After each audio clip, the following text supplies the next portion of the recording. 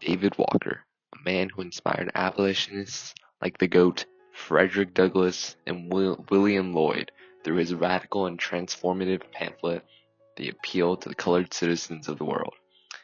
It was a call for Black unity and demand for immediate freedom by empowering African Americans.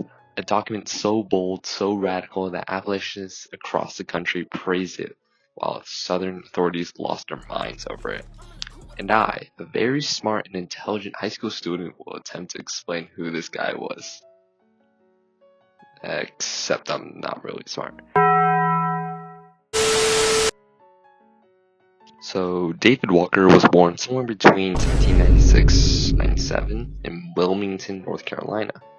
He was born from a slave father and a free mother, and so under the law at the time, that made Walker free, and he was able to obtain an education. But although he was free, he was still surrounded by racism and slavery, and was also at risk of being kidnapped and being sold into slavery.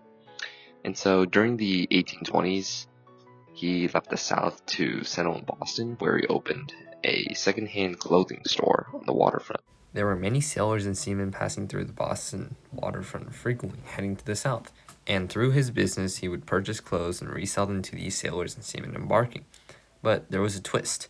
In these clothes he would sue or hide copies of his appeal to smuggle them to the South, and his goal was to spread these pamphlets to the South so he can empower African Americans to fight back against slavery.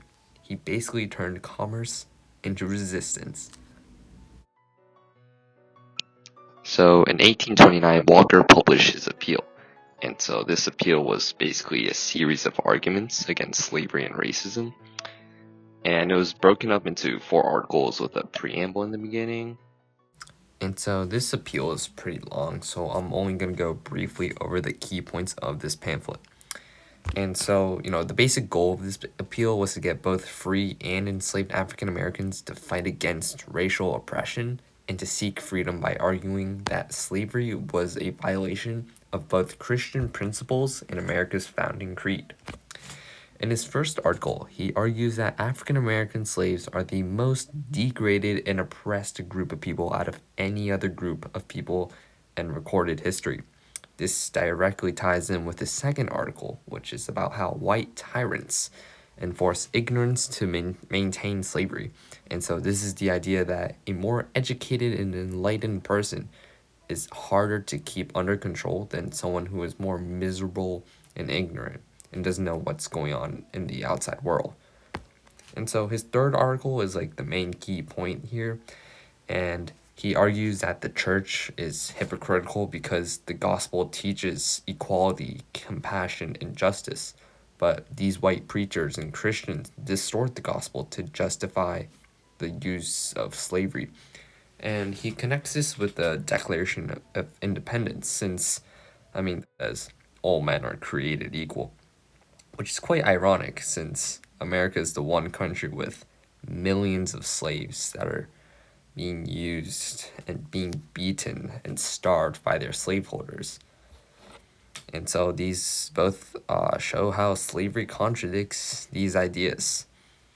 And then the fourth article is basically kind of like a prediction of if that slavery did continue, it would inevitably lead to violent conflict, especially things like uprisings or rebellions by enslaved people against their slaveholders.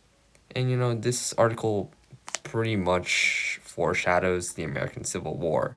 But the appeal didn't come out of nowhere. A year earlier, in 1828, Walker stood before the Massachusetts General Colored Association, and he gave this speech that basically laid out the blueprint to his appeal. The arguments from his appeal are very similar to his speech, and one of the arguments was the idea that slaveholders kept enslaved people miserable and ignorant deliberately, which is connecting back to the appeal. He says that a person who is beaten down and isolated and ignorant is easier to control, easier to keep in chains. And his point was direct and simple.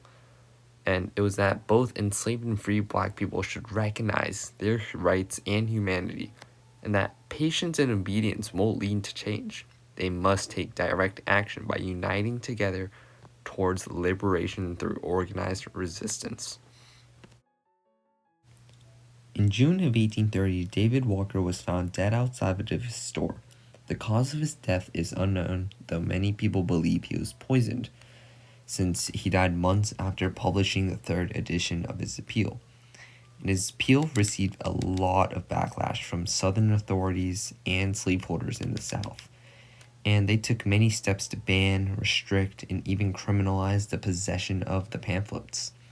His writing was so powerful and bold that it made the South tremble and even take action out of fear that the spread of these pamphlets would actually cause slave rebellions and uprisings.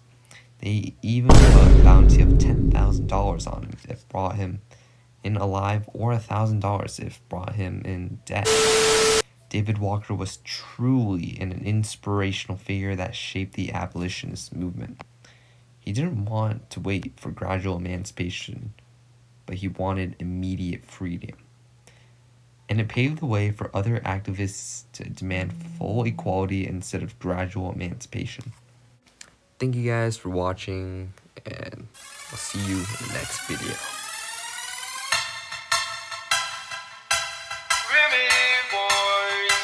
Yeah. 17:30, yeah. I'm like, it was so bad.